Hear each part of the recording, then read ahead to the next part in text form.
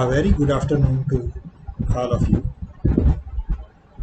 Today, the topic of discussion is arrays.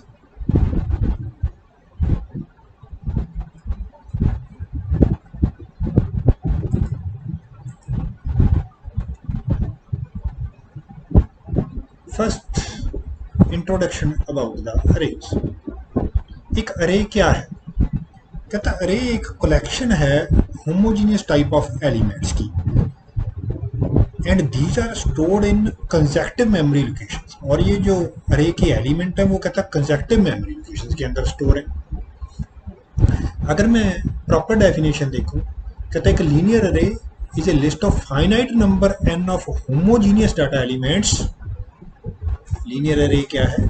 एक list है finite number n of homogeneous data elements such that दो condition लगाई उसने the elements of the array are referenced by an index set consisting of n consecutive numbers. जो element है array के वो reference किए जा सकें एक इंडेक्स सेट द्वारा जिसके अंदर n कंसेक्यूटिव नंबर हों।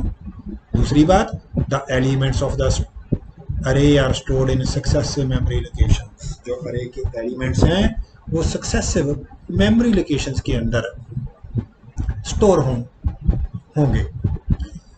कहता जो नंबर है n of element is called the length और साइज ऑफ द अरे। जो n नंबर जो इसने कहा वो क्या होगा? कहता वो लेंथ होगी या साइज होगा अरे का। जो लेंथ है अरे की मैं उसको ऑब्टेन कर सकता हूं from the index set by the formula length is equal to UB minus L B plus 1। Length कैसे निकलेगी? UB minus L B plus 1। UB is upper bound और the largest index of the array, L B is lower bound और smallest index of the array. अब मान लीजिए आपके पास सी के अंदर 20 एलिमेंट्स का एक अरे, तो उसका इंडेक्स कहाँ? लोअर एल बी क्या होगा? 0, क्योंकि सी के अंदर जो इंडेक्स है वो 0 से शुरू होता है। उसका अपर बाउंड क्या होगा? 19। तो लेंथ कैसे निकलेगी? Length is equal to 19 minus 0 plus 1, so total 20। So 20 elements of in the अरे।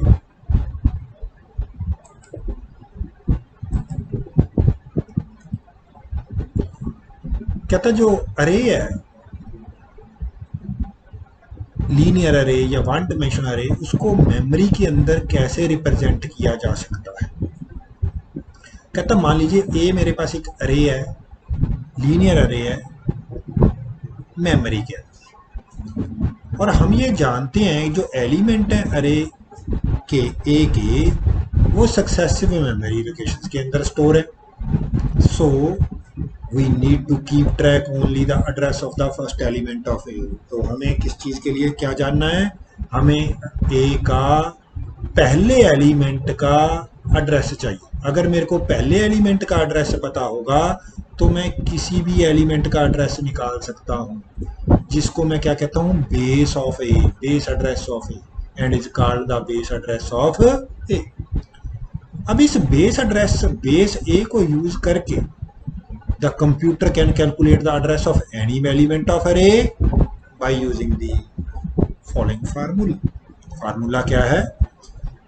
मान लीजिए मैं अरे ए के अंदर kth एलिमेंट की लोकेशन जानना चाहता हूँ, मेमोरी का एड्रेस जानना चाहता हूँ। अरे ए के अंदर kth एलिमेंट की लोकेशन जानना चाहता हूँ या मेमोरी एड्रेस जानना चाहता हूँ, तो उसके लिए फार्मूला क्या है? Base address of A plus w into k minus lower bound, where w is what? The number of bytes per memory cell for the array A। यानी w क्या है कि हर एक एलिमेंट अरे का कितनी बाइट मेमोरी ले रहा है, या width of each element of अरे A, दैट इज w। ठीक होगी जी बात? तो इस फार्मूले से we can locate and access the element of A K for given subscript के। सो कहता इस फार्मूले के साथ मैं किसी भी एलिमेंट जो अरे ए के अंदर है kth पोजीशन पे है उसको लोकेट कर सकता हूँ, उसके कंटेंट्स को एक्सेस कर सकता हूँ without scanning any other elements of अरे ए। एक एग्जांपल कंसिडर करते हैं, कहता consider the array A having 500 of integers, the base address of A is 400, हमें बेस एड्रेस गिवन है कि 400 है, and each element of A takes 4 bytes of memory. जो विड्थ है हर एक एलिमेंट अरे ए की वो कितनी है जी, 4 बाइट्स है। तो हमें सारी चीज़ें, बेस एड्रेस पता है, विड्थ है हर एक एलिमेंट की वो हमें पता है, हमें वैल्यू जाननी है फॉलोइंग एलिमेंट्स की, दैट इज हमें 51st एलिमेंट की लोकेशन जाननी है अरे के अंदर, मेमोरी एड्रेस जानना है, हमें 87th एलिमेंट का अरे ए के अंदर एड्रेस जानना है, हमें 202 एलिमेंट का अरे ए के अंदर एड्रेस जानना है। So address of A51 is given by location of A51 is equal to 400, that is base address, plus 4 into 51 minus 0 is my lower bound, क्योंकि इस अरे का लोअर बाउंड क्या होगा, 0 से 499 के बीच में होगा, 0 से 499 होगा। सो 400 का 400, 51 को 4 से मल्टीप्लाई करूंगा 204, तो 604 मेमोरी लोकेशन के ऊपर 51st एलिमेंट अवेलेबल है। इसी तरीके से अगर मैं 87th एलिमेंट के बारे में बात करूंगा, location of A 87 is equal to 400 plus 4 into 87 minus 0 is equal to 400 plus 348, 87 को 4 से मल्टीप्लाई करूंगा 348 इज इक्वल टू 748। इसी तरीके से हमें 202 का एड्रेस जानना है, location of A202 is equal to 400 plus 4 into 202 minus 0 is equal to 400 plus 808 is equal to 1208। अब अरे के ऊपर कौन कौन से ऑपरेशन किए जा सकते हैं? अरे के ऊपर हम अरे की ट्रैवर्सिंग कर सकते हैं, यानी कि मैं अरे के हर एक एलिमेंट को विजिट कर सकता हूं, मैं अरे के अंदर एलिमेंट इंसर्ट कर सकता हूं, बट तभी कर सकते हैं अगर ए के अंदर जो नया एलिमेंट आप इंसर्ट कर रहे हैं उसको डालने के लिए स्पेस हो। अगर स्पेस नहीं होगी तो हम ए के अंदर एलिमेंट को इंसर्ट नहीं कर सकते।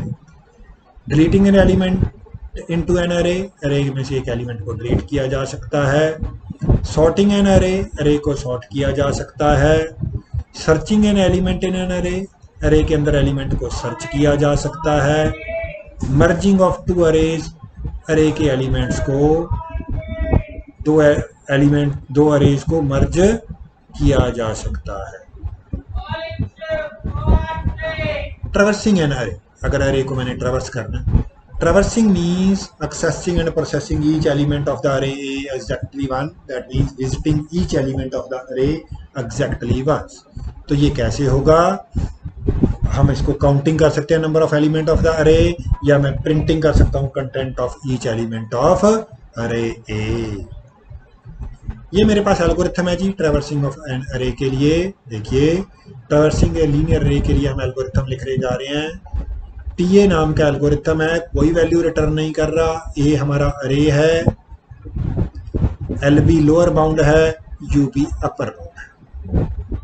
के हमने एक टेम्परेरी वेरिएबल मान लिया, क्योंकि मैं एलबी की वैल्यू को कम या ज़्यादा नहीं कर सकता।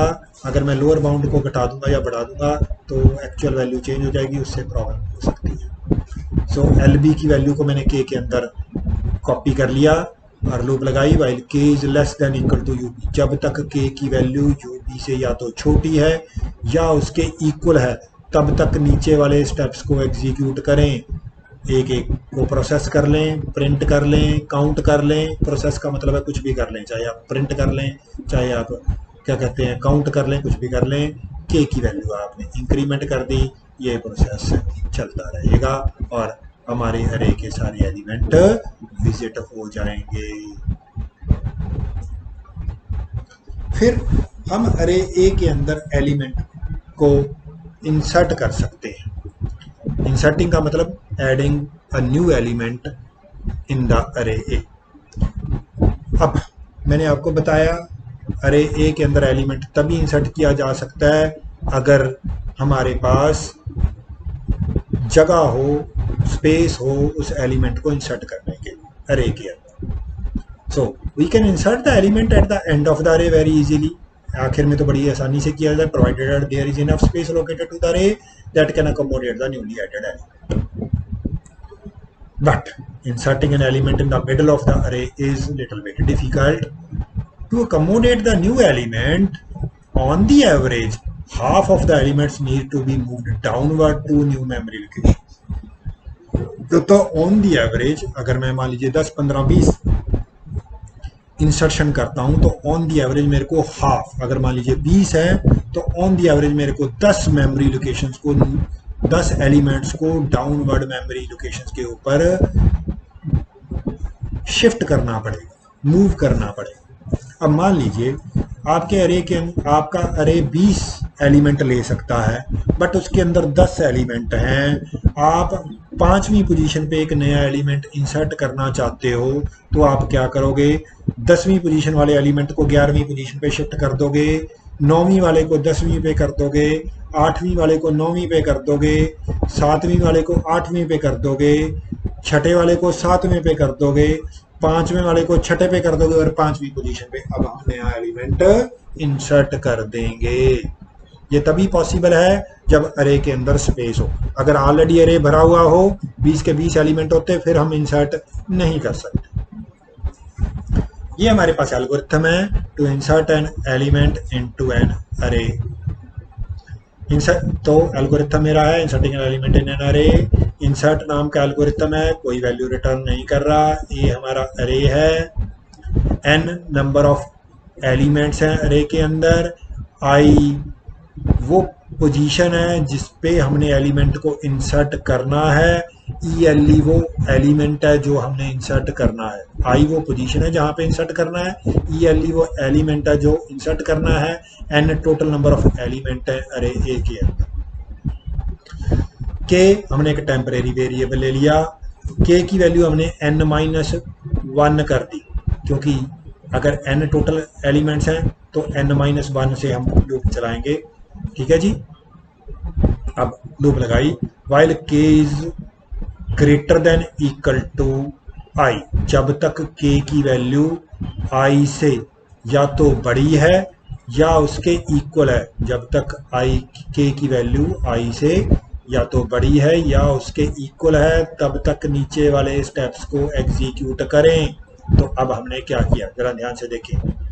हमने ए के प्लस 1th पोजीशन पे यानी कि nth पोजीशन पे n नंबर ऑफ एलिमेंट है जी उसके अंदर अरे के अंदर, तो हमने nth position n number of element है, अगर 5 एलिमेंट हैं तो मैक्सिमम इंडेक्स नंबर है उसका वो 4 होगा क्योंकि 0 से शुरू हो रहा है, ये ध्यान रखना। n-1 इसलिए क्या है, तो हमने ए के प्लस 1th पोजीशन पे ए के एलिमेंट कॉपी कर दिया, यानी कि nth पोजीशन पे n-1st पोजीशन वाला एलिमेंट कॉपी कर दिया, nth पोजीशन पे n-1th पोजीशन वाला एलिमेंट कॉपी कर दिया, k की वैल्यू 1 डिक्रीमेंट कर दी। फिर ऊपर चले गए, फिर चेक किया क्या k की वैल्यू अभी भी i से बड़ी है या उसके इक्वल है, तो हमने क्या किया, फिर n-2nd पोजीशन वाला एलिमेंट n-1st पोजीशन पे कॉपी कर दिया। ये प्रोसेस चलता रहेगा कब तक, जब तक हमारी k की वैल्यू i से छोटी नहीं हो जाती। ठीक होगी बात, क्योंकि जब तक बड़ी है या उसके इक्वल है तब तक चलती रहेगी। जैसे ही हम ith पोजीशन पे पहुंचे, क्योंकि ith पोजीशन पे इंसर्ट करना है, आई के A I equal to E L E, तो हमने क्या किया, ith पोजीशन खाली हो गई तो ith पोजीशन पे हमने ई एल ई को कॉपी कर दिया और n की वैल्यू इंक्रीमेंट कर दी, n इक्वल टू n+1। पहले n एलिमेंट थे, 5 एलिमेंट थे, अब अरे के अंदर कितने एलिमेंट हो गए, 6 एलिमेंट हो गए। ठीक है जी, बात क्लियर हो गई बेटा, कोई डाउट हो तो आप मेरे से पूछ सकते हो। अब हमने अरे में से एक एलिमेंट को डिलीट करना है, deleting an element into an array. So मान लीजिए ये मेरे पास अरे है मेमोरी के अंदर, एक एलिमेंट हमने डिलीट करना है, उसका क्या मतलब है, removing one element from array A. We can delete an element from the end of the array, आखिर में से तो बड़ी इजीली डिलीट हो जाएगा, कोई दिक्कत नहीं है, कुछ मूव नहीं करना पड़ेगा। बट अगर हम बीच में से एलिमेंट को रिमूव करोगे, मान लीजिए आप पांचवीं पोजीशन से पहले हम इंसर्ट कर रहे हैं, पांचवीं पोजीशन पांचवीं से डिलीट कर दिया, तो बीच में हम खाली पोजीशन नहीं छोड़ सकते अरे के अंदर, ये हमारे लिए एक दिक्कत है। तो हमें क्या करना पड़ेगा, छठी पोजीशन वाले को पांचवीं पे, सातवीं को छठे पे, आठवीं को सातवें पे, नौवीं को आठवें पे, दसवीं को नौ पे, और एलिमेंट एक कम करना पड़ेगा, क्योंकि पहले अगर 10 एलिमेंट थे अब वो 9 रह जाएंगे, एक बीच में से एलिमेंट डिलीट हो जाएगा। But deleting an element from the middle of the array is difficult.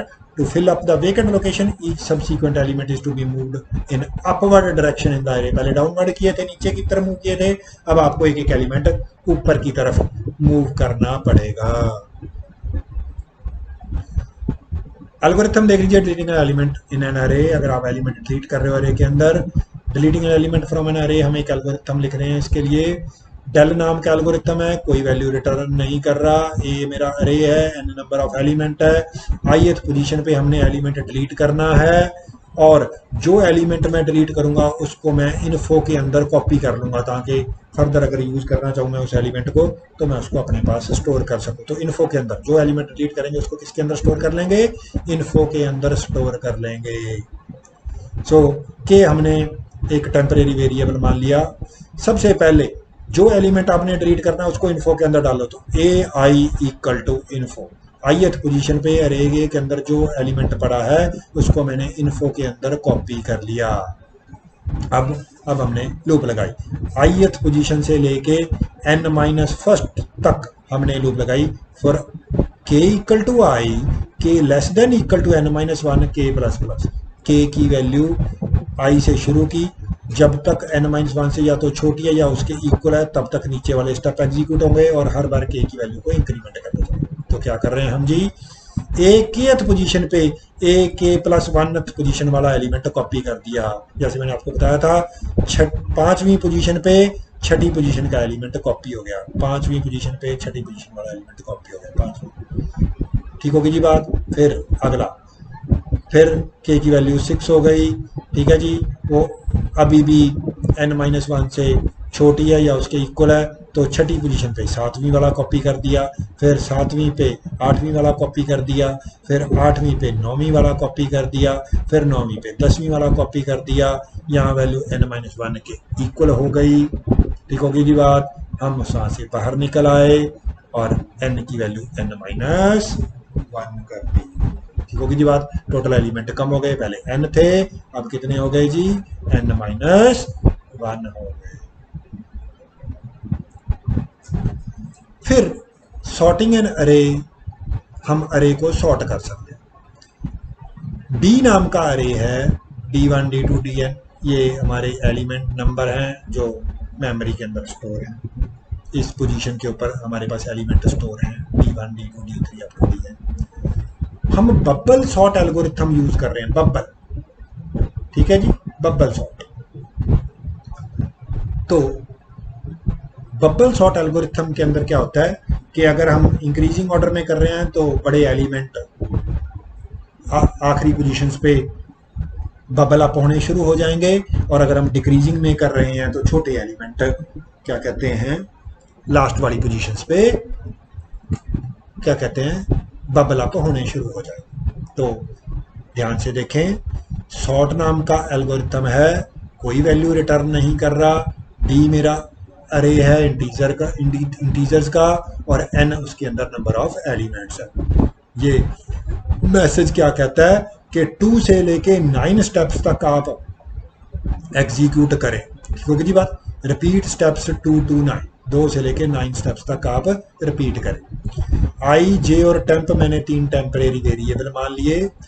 अब क्या लूप लगाई, जब तक n की वैल्यू 1 से बड़ी है, जब तक n की वैल्यू 1 से बड़ी है तो मैं 4 से लेके 9 स्टेप तक एग्जीक्यूट करूंगा, 4 से लेके 9 स्टेप तक। Repeat steps 4 to 9, repeat steps 4 to 9, 4 से लेके 9 स्टेप तक, जब तक n की वैल्यू 1 से बड़ी है। ठीक होगी जी बात। जब n की वैल्यू जब तक 1 से बड़ी है, 4 से लेके 9 स्टेप तक आप एग्जीक्यूट करें। फिर हमने एक और फॉर लूप लगाई, इसके एक पहले वाइल थी, फिर for j equal to 0, j less than n minus one, j plus plus.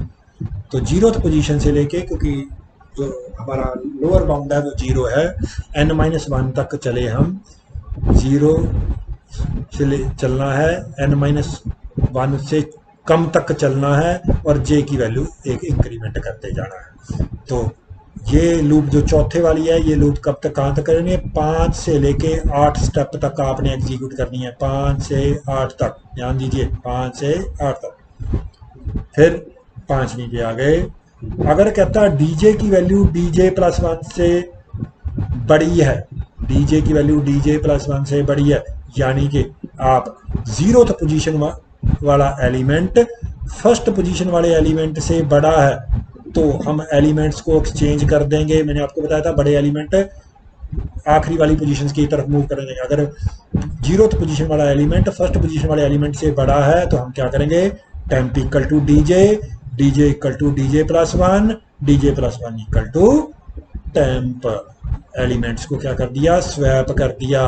DJ पे डीजे प्लस वन वाला एलिमेंट चला गया, डीजे प्लस वन वाली पोजीशन पे डीजे वाला एलिमेंट चला गया। ठीक होगी जी बात। तो इफ वाली कंडीशन 6 से 8 स्टेप तक आपने रिपीट करनी है। ठीक होगी जी बात। ये प्रोसेस ऐसे ही चलता रहेगा। ठीक है जी। और वाइल के लिए आपने काउंटर, ये जो वाइल वाली लूप लगी है ये पासिस के लिए ही लगी है, ये अंदर वाली फॉर लूप है ये क्या कहते हैं, कंपैरिजन के लिए है। ठीक है जी। बाहर वाली है पासिस के लिए। अभी आगे मैं बताऊंगा कि पासिस और कंपैरिजन का क्या फंडा है। तो एग्जांपल देख लेते हैं। मान लीजिए ये मेरे पास ऊपर 2 4 6 7 एलिमेंट दिए हुए हैं, 5 7 3 2 1 8 6। अगर मेरे पास n एलिमेंट हैं तो बबल सॉर्ट के अंदर n-1 पासेज लगेंगे प्रॉब्लम को सॉल्व करने के लिए। देख लीजिए 7 एलिमेंट हैं तो 6 पासेज लगेंगे एलिमेंट्स को सॉर्ट करने के लिए। तो ये ध्यान रखना जी आप। और पहले पास के अंदर n-1 कंपैरिजन होंगे, दूसरे के अंदर n-2 कंपैरिजन होंगे, तीसरे के अंदर n-3 कंपैरिजन होंगे, चौथे के अंदर n-4 कंपैरिजन होंगे, और लास्ट वाले के अंदर एक कंपैरिजन होगा।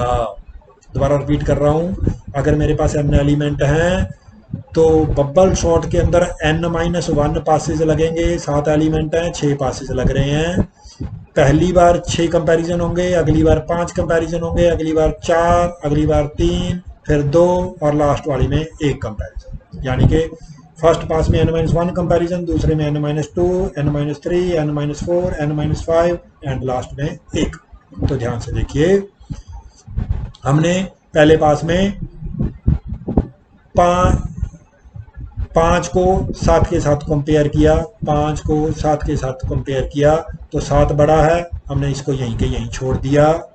फिर 7 को 3 से कंपेयर किया तो 3 आगे पोजीशन पे शिफ्ट कर दिया हमने। फिर और 7 यहाँ आ गया। 7 को 2 के साथ कंपेयर किया, 2 को शिफ्ट कर दिया। 7 को 1 के साथ कंपेयर किया, 1 यहाँ पे आ गया। 7 को 8 के साथ कंपेयर किया, अब 8 बड़ा है तो 7 यहाँ पे आ गया। अब 8 पे आ गई बात। 8 को 6 के साथ किया, 6 यहाँ पे आ गया, 8 यहाँ पे आ गया। चेक कर लीजिए 8 अपनी सही पोजीशन पे पहुंच गया है। पहले पास में एक एलिमेंट सॉर्ट हो गया है, 8 अपनी सही पोजीशन पे पहुंच गया। अब नेक्स्ट में देखते हैं। 3 को 2 के साथ किया तो 3 को 2 के साथ, सॉरी यहाँ पे देखिए, पहले इसमें देखना है। 5 को 3 के साथ किया तो 3 यहाँ पे आ गया। 5 को 2 के साथ किया तो 2 यहाँ पे आ गया। 5 को 1 के साथ किया तो 1 यहाँ पे आ गया।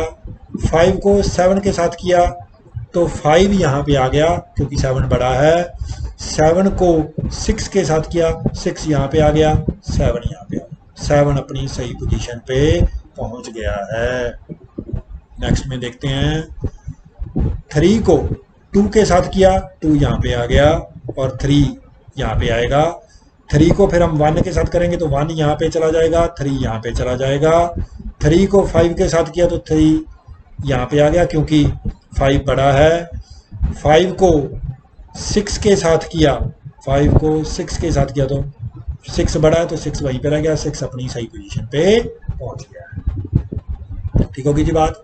3 हमारे एलिमेंट सॉर्ट हो चुके हैं। अब नेक्स्ट 2 को आप ऐसे करिए, 1 को 2 के साथ किया तो 1 यहीं रह गया क्योंकि 2 बड़ा है। ठीक है जी, 2 को 3 के साथ किया तो 3 बड़ा है तो 3 वहीं पे रह गया। 3 को 5 के साथ किया, 5 बड़ा है, 5 वहीं पे रह गया, 5 अपनी सही पोजीशन पे पहुंच गया। अब लास्ट में 2 कंपैरिजन है। 1 को 2 के साथ किया, 2 बड़ा है, वहीं पे रह गया। 2 को 3 के साथ किया, 3 बड़ा है, वहीं पे रह गया, तो 3 अपनी सही पोजीशन पे पहुंच गया। लास्ट 1 को 2 के साथ किया, 2 बड़ा है, वो अपनी सही पोजीशन पे, 2 सही पोजीशन पे पहुंच गया। तो जिनके अंडरलाइन कर रखे हैं वो सारे एलिमेंट अपनी सही पोजीशन पे पहुंच रहे हैं। लास्ट में एक एलिमेंट पहुंच गया तो एक एलिमेंट बाय डिफॉल्ट सॉर्टेड होता है, तो इसलिए हम कुछ नहीं करेंगे। चेक कर लीजिए, एलिमेंट इंक्रीजिंग ऑर्डर के अंदर सॉर्ट हो गए हैं। कोई डाउट हो तो आप मेरे से पूछ सकते हैं। सो जो मैंने आपको पहले बातें बताई थी वो यहाँ लिखी हुई हैं। The bubble sort takes n-1 passes to sort the numbers where n is the total number of elements in the array. In the first pass there are n-1 comparison which takes the highest number at the last position. Here we compare d0 and d1 and arrange them in order such that d0 is less than d1. Next we compare d1 and d2 and arrange them in order such that d1 is less than d2 and so इस तरीके से हम चलते चलेंगे। Second pass के अंदर there are n-2 comparison since the nth element is already sorted in the first pass. In this the second highest number is stored at the n-1th position and so on. In the n-1th pass, we will compare d0 and d1 and arrange them in the order such that d0 is less than d1. This is the last pass after which the list is in increasing order. तो ये जो मैंने आपको पहले बताया था ये algorithm का कुछ एक्सप्लेनेशन है, और जो मैंने पासेस के बारे में बताई थी कि इतने पास लगेंगे, वो सारी बातें यहाँ पे बताई गई है। अब कॉम्प्लेक्सिटी देख लेते हैं बबल सॉर्ट की, कि बबल सॉर्ट कितना टाइम लेगा। ठीक है जी, कितने कंपैरिजन करने पड़ते हैं वो उसकी कॉम्प्लेक्सिटी होती है। The number of comparisons required is called the complexity of an algorithm. The number fx of comparison in the bubble sort can be measured. उसको कैसे मेजर करना है? तो पहली बार में there are n-1 comparison during the first pass. पहले में n-1 कंपैरिजन हुए, दूसरे में n-2 कंपैरिजन हुए, तीसरे में n-3 हुए। इस तरीके से चलते चलते चलते चलते लास्ट वाले में हमारे पास एक कंपैरिजन। सो हम ऐसे जोड़ देते हैं fx इक्वल टू पहले में n-1 n-2 अप टू 1, यानी कि 1 से लेके n-1 तक जोड़ना है। अगर ये एक सीरीज बन गई, आप इसको जोड़ोगे n इंटू n-1/2 बन जाता है, which is equal to n square by 2 minus n by 2 which is equal to big O n square. इसमें से हम बड़ी टर्म ले लेंगे, n स्क्वायर सबसे बड़ी टर्म है, उसको मैं बिग ओ, स्टैंडर्ड नोटेशन है बिग ओ, उसके अंदर लिखता हूँ बिग ओ n स्क्वायर। सो जो टाइम कॉम्प्लेक्सिटी है बबल सॉर्ट की that is n square. n square है जी बबल सॉर्ट की टाइम कॉम्प्लेक्सिटी। दस the time complexity of bubble sort algorithm is proportional to n square where n is the number of input elements. So आज के लिए इतना ही। Thank you.